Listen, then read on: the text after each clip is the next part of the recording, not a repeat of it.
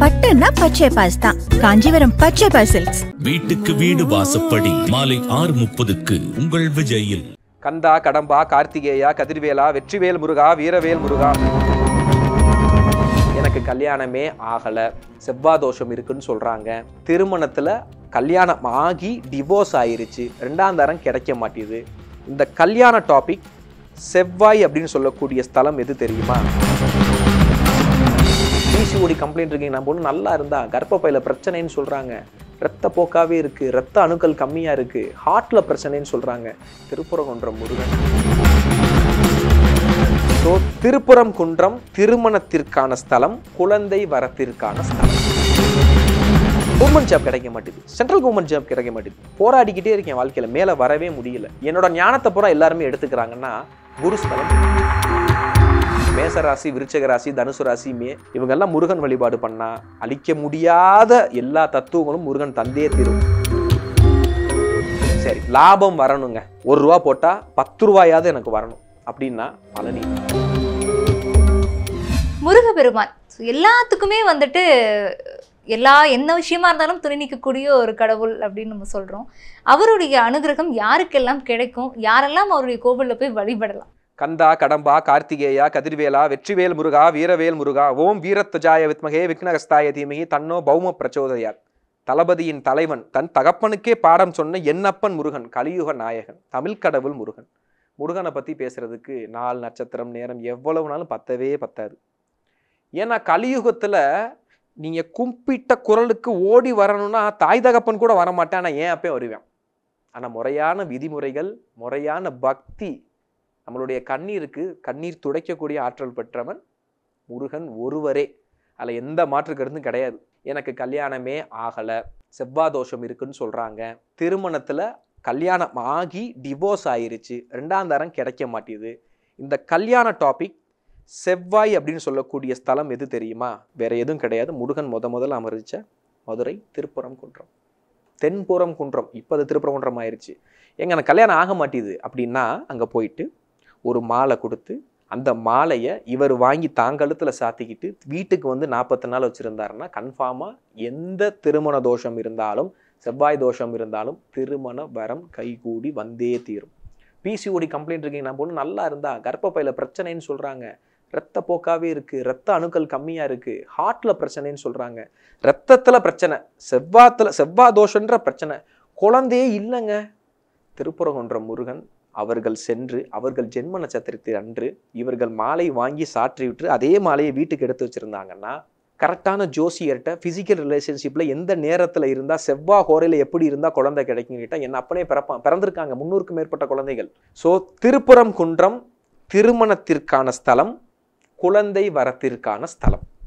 திருச்செந்தூர், நான் எவ்வளவோ கஷ்டப்பட்டுட்டேன், வேலையே கிடைக்கல, முன்னேற்றமே இல்லை, போராடிக்கிட்டே இருக்கேன், காசு வரமாட்டேது, என்னைய ஏமாத்திட்டாங்க, மொத்தத்தில் பிஸ்னஸில் நான் ஏமாத்திட்டேன், தொழிலில் என்னால் மேலே வரவே முடியாது, நான் ஒருத்தவனுக்கு போதிக்கன்னு நினைக்கிறேன், அந்த இடம் அந்த உழைப்புக்கான ஊதியம் எனக்கு கிடைக்க மாட்டேதுங்க, கவர்மெண்ட் ஜாப் கிடைக்க மாட்டேது, சென்ட்ரல் கவர்மெண்ட் ஜாப் கிடைக்க மாட்டேது, போராடிக்கிட்டே இருக்கேன் வாழ்க்கையில், மேலே வரவே முடியல. என்னோட ஞானத்தை பூரா எல்லாருமே எடுத்துக்கிறாங்கன்னா குருஸ்தலம் திருச்செந்தூர் முருகன். குருஸ்தலத்திற்கு சென்று இவர்கள் ஜென்ம நட்சத்திரத்தன்றோ அல்லது ராசி நட்சத்திரத்தன்றோ, ஜென்ம நட்சத்திரன்றது வேற, நல்லா புரிஞ்சுக்கணும்.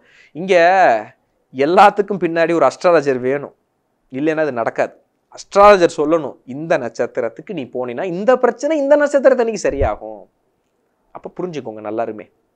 ஸோ நிறையான நபர்களை சந்திக்கணும்னா கூட முருகன் அனுகிரகம் செஞ்சால் மட்டும்தான் நடக்கும், நல்லது நடக்கும்னா. எல்லாரும் தாங்க திருச்செந்தூர் போகிறாங்க, 1,00,000 பேர் போகிறாங்க, 1,00,000 பேருக்கு வேலை கிடச்சிச்சா? கிடைக்காது. எப்போ கிடைக்கும்? ஜாதகத்தில் உனக்கு என்ன பிரச்சனை, அஸ்ட்ராலஜர் சரியாக இருக்கிறவே சொல்லுவேன் ஜாதகம் பார்த்த உடனே. அப்போ சொன்னதுக்கு அப்புறமா எந்த நட்சத்திரம் எந்த ஹோரையில் சென்றால் இந்த தத்துவம், இந்த ஞானம், இந்த கிரகத்துடைய அனுகிரகம் எந்த கோயிலுக்கு போனால் கிடைக்கும், எந்த முருகன் கிட்ட போனால், எந்த அலங்காரத்தில் இருந்தால் கிடைக்கும், என்ன தத்துவம் உள்ள தெய்வத்துக்கிட்ட போனால் அது கிடைக்கும். எல்லா இடத்துலையும் முருகரிக்கான், இங்கே கூட முருகரிப்பான், கைப்பிடி மண்ணில் முருகரிக்கான். ஓம்ன்ற பிரணவ மந்திரத்தில் தான் நம்ம எல்லாருமே இருக்கோம். அப்போ வேலை, முன்னேற்றம், உழைப்புக்கான ஊதியம், கவர்மெண்ட் சென்ட்ரல் கவர்மெண்ட் ஜாப், என்னால் பல பேருக்கு பிரயோஜனமாக இருக்கணும், நான் அவமானப்பட்டேன், அசிங்கப்பட்டேன், என்னால் முன்னேறவே முடியல, என்னை பார்த்த கையெடுத்துக்கணும், மரியாதை வரணும்னா திருச்செந்தூர் முருகன் தான். அங்கே ஜாதகத்தில் உங்களுக்கான எப்போ போகுன்ற விஷயத்தை தெரிஞ்சுக்கிட்டு அங்கே இருக்க முருகன் அடியார்களுக்கு சாப்பாடு வஸ்திரதானம் கொடுத்தீங்கன்னா இந்த வேலைன்ற பிரச்சனை சரியாயிரும். இப்போ நிறைய முருகர் கோவிலுக்கு போனோம் அப்படின்னா செவ்வாய்க்கிழமையில போக அப்படின்லாம் சொல்றாங்க. அந்த மாதிரி எந்த கிழமையில முருகரை போய் தரிசிக்கிறது? செவ்வாய்க்கிழமை எப்பவுமே போறது பெஸ்ட். செவ்வாய்க்கிழமை இன்னொரு விஷயம் சொல்றேன், செவ்வாய்க்கிழமை வாங்கக்கூடிய பொருள் என்னைக்குமே உங்களை விட்டு போகாது. ஆனா செவ்வாய்க்கிழமை யாருமே வாங்க மாட்டோம், வெறுமனை போயிருந்தான்னு சொல்லுவாங்க. இது ஒரு மித்து. செவ்வாய்க்கிழமை டாக்குமெண்ட் பதிய மாட்டாங்க, வண்டி வாங்க மாட்டாங்க, கல்யாணம் பண்ண மாட்டாங்க. நோட் பண்ணுங்க, செவ்வாய்க்கிழமை எந்த காரியமும் செய்ய மாட்டாங்க. அன்னைக்கு செஞ்சா அவன் ஜெயிச்சிருவான். அதை மாற்றி வச்சிருக்கிறது நீங்கள் கலியுகம். நல்லா புரிஞ்சுக்கணும். செவ்வாய்க்கிழமை தான் எந்த காரியம். முருகனை கும்பிடும் அனைவர்களுமே, மேசராசி, விருச்சக ராசி, தனுசு ராசி மற்றும் மீனராசி, இவங்கெல்லாம் முருகனுடைய ஸ்ட்ராங்கமான நேரடி இறை அனுகிரகம் பெற்றவர்கள். நான் சொன்ன இந்த ராசிகள்லாம், இவங்கெல்லாம் முருகன் வழிபாடு பண்ணா அழிக்க முடியாத எல்லா தத்துவங்களும் முருகன் தந்தே தீர்வான். குழந்தை வரமா இருக்கட்டும், எல்லா விஷயங்களும் அவர் கிடைக்கும். ஸோ செவ்வாய்க்கிழமை மிக முக்கியமான நாள். எல்லாரும் செவ்வாய்க்கிழமை வாங்குவது சால சிறந்து. எஸ்பெஷலி நான் சொன்ன இந்த ராசி. ஆனால் ஜாதகம் பார்த்துட்டு செவ்வாய்க்கிழமை உங்களுக்கு உகந்ததான்னு பார்த்துட்டு செய்கிறது நல்லது.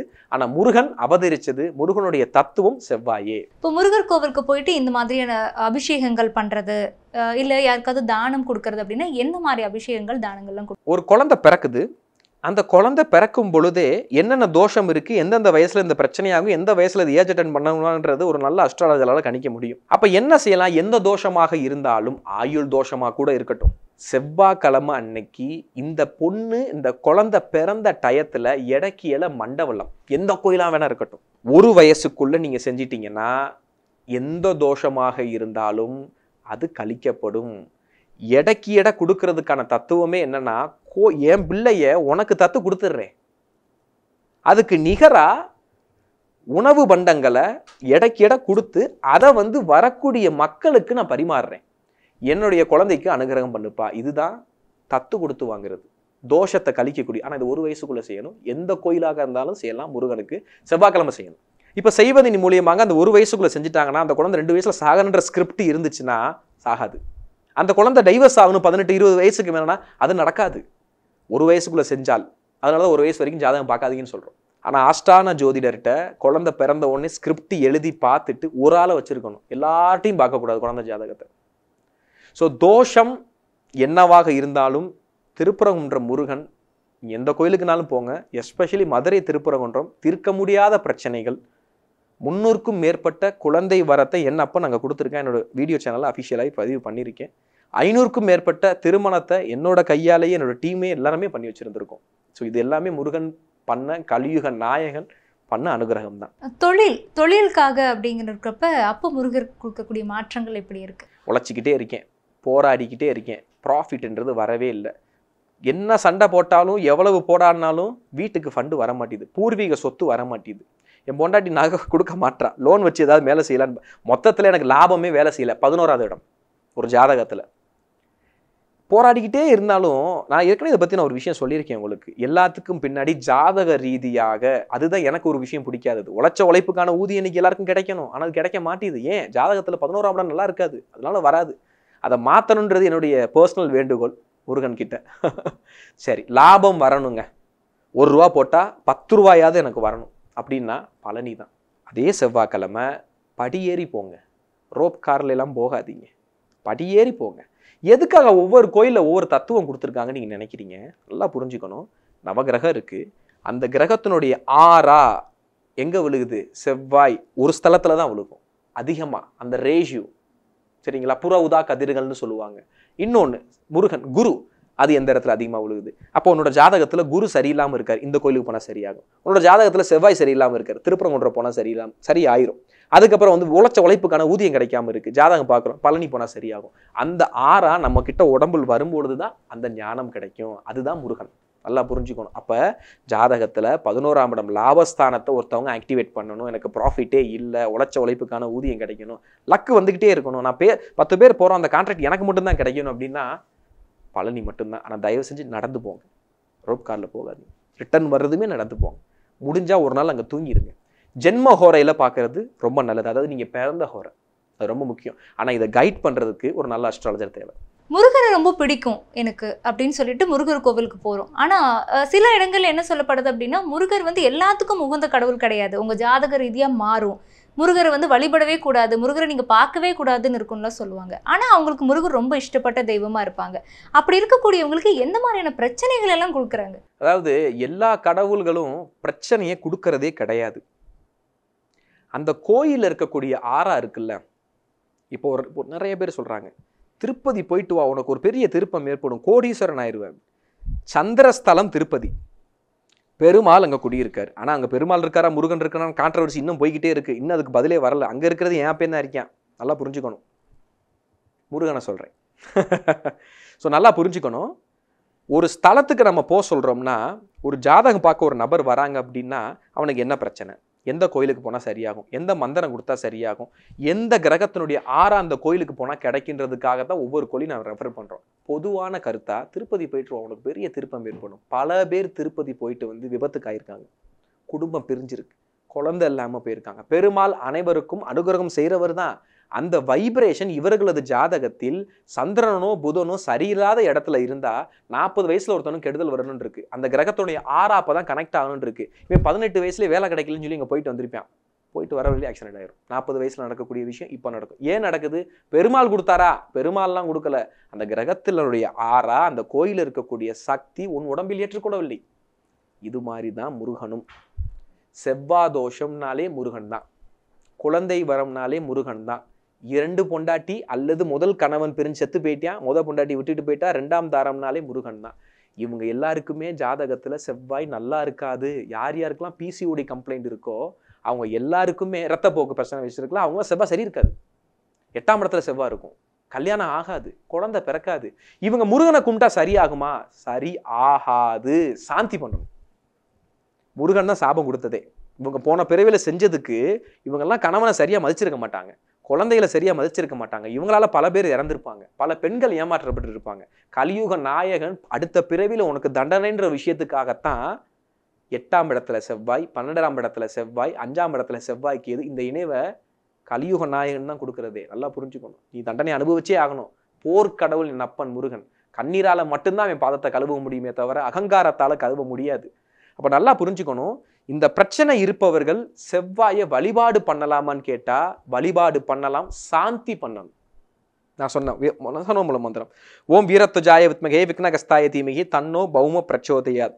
ஓம் சம் சரவணபவாய ஸ்வாகா, ஓம் சம் சம் சரவணபவாய ஸ்வாகா.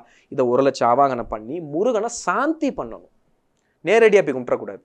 சாந்தினா என்னங்க? முறையா ஹோமம் பண்ணணும். அதுக்கப்புறம் முருகனை சந்திக்கணும். அப்ப எந்த கடவுளாக இருந்தாலும் உங்க ஜாதகத்துல தவறான கிரகத்தின் ஆறா விழுகக்கூடிய கோயிலுக்கு நீங்க சென்றீர்கள் என்றால் கெடுதல் நடக்குன்றதுல எந்தவித ஐயமும் கிடையாது. அதுல முருகன் மட்டும் தனிப்பட்ட நபர்லாம் இல்லை. என் அப்பன், அதாவது என் அப்பன் கிட்ட வந்த தோத்ததா வரலாறு இல்லைன்றது பதிவு ஒரு பக்கம் இருக்கட்டும். ஆனா நீ செஞ்சதுக்கான தோஷத்தையும் கொடுத்தது என் அப்பனே. ரொம்ப தெளிவான தகவல்கள் கொடுத்திருந்தீங்க. ரொம்ப நன்றி. நன்றி மேம். பட்டுன்னா பச்சை பாஸ் தான். காஞ்சிபுரம் பச்சை பாஸ் சில்க்ஸ். வீட்டுக்கு வீடு வாசப்படி மாலை 6:30க்கு உங்கள் விஜயில்.